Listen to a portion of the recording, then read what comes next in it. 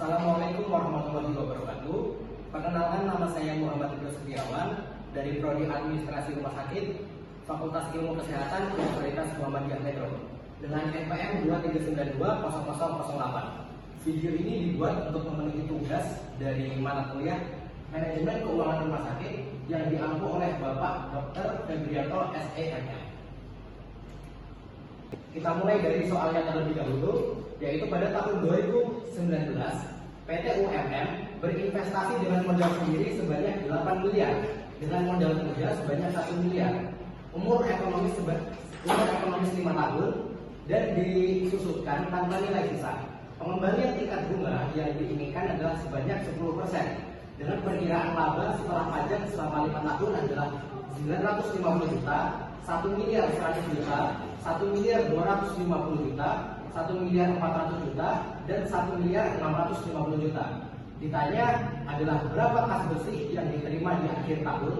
Untuk mencari kasnya kita menggunakan rumus penyusutan, yaitu investasi dikurang modal kerja dibagi umur ekonomis, yang dimana modal investasi awalnya adalah 8 miliar dikurang modal kerja sebanyak 1 miliar dibagi 5 tahun yang menghasilkan nilai 1 miliar 400 juta per tahun.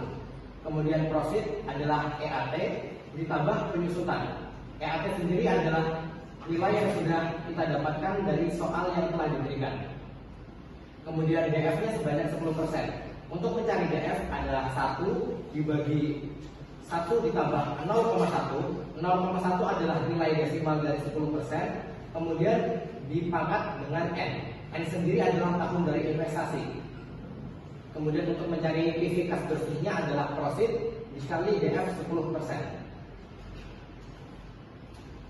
Di sini diketahui bahwa investasi modal sendirinya adalah 8 miliar, modal kerjanya adalah 1 miliar, umur investasi 5 tahun, DF-nya 10%, dan penyusutannya adalah 1 miliar 400 juta. Nilai 1 miliar 400 juta didapatkan dari 8 miliar dikurang dari 1 miliar. Kemudian kita fokus pada tabel yang sudah tersedia. Kita lihat bahwa ada tabel EAT. EAT sendiri adalah nilai yang sudah disediakan dari soal yang telah diberikan. Pada tahun 2019 nilai EAT-nya adalah 950 juta. 2020 nilainya 1 miliar 100 juta. 2021 1 miliar 250 juta. 2022 adalah 1 miliar 400 juta, dan tahun 2023 adalah 1 miliar 650 juta. Kemudian penyusutannya yang seperti yang sudah kita cari tadi, dari nilai 8 miliar dikurang 1 miliar menghasilkan nilai 1 juta 400, dan nilai penyusutan ini sama untuk kelima tahun setelahnya. Kemudian untuk nilai profit sendiri adalah nilai yang didapatkan dari EAT ditambah dengan penyusutan.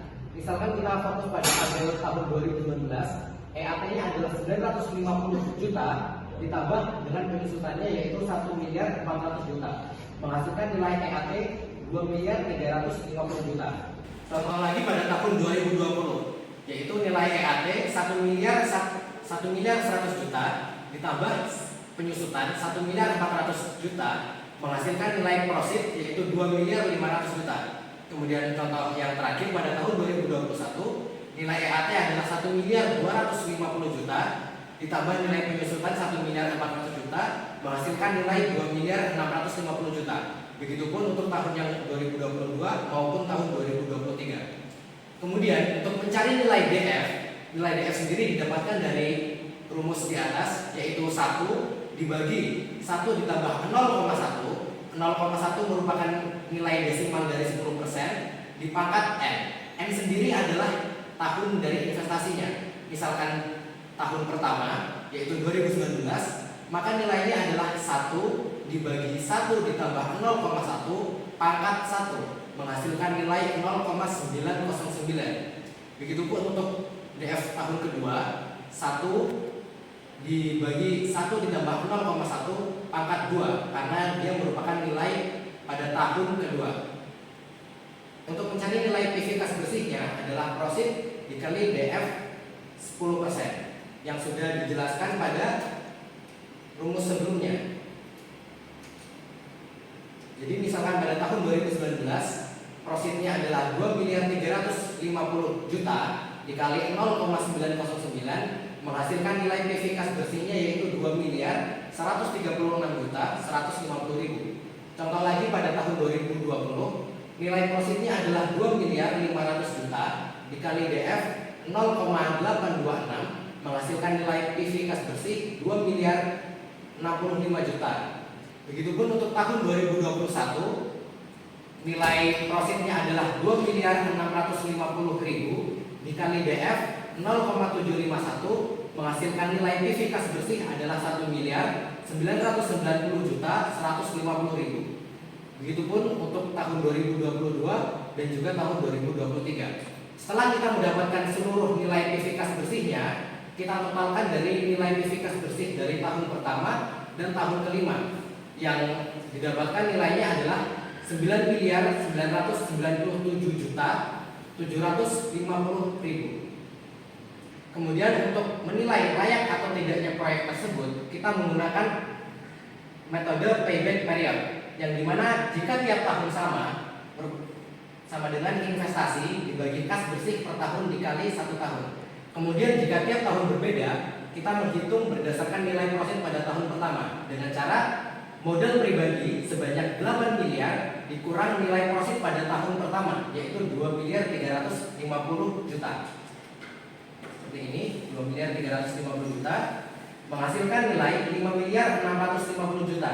Kemudian kita kurang lagi dengan nilai profit pada tahun kedua sebanyak 2.500 juta menghasilkan nilai 3.150 juta, yang kita kurang lagi dengan nilai profit pada tahun ketiga sebanyak 2.650 juta yang menghasilkan nilai 500 juta. Nah, karena nilai dari profit tahun ketiga ini jika kita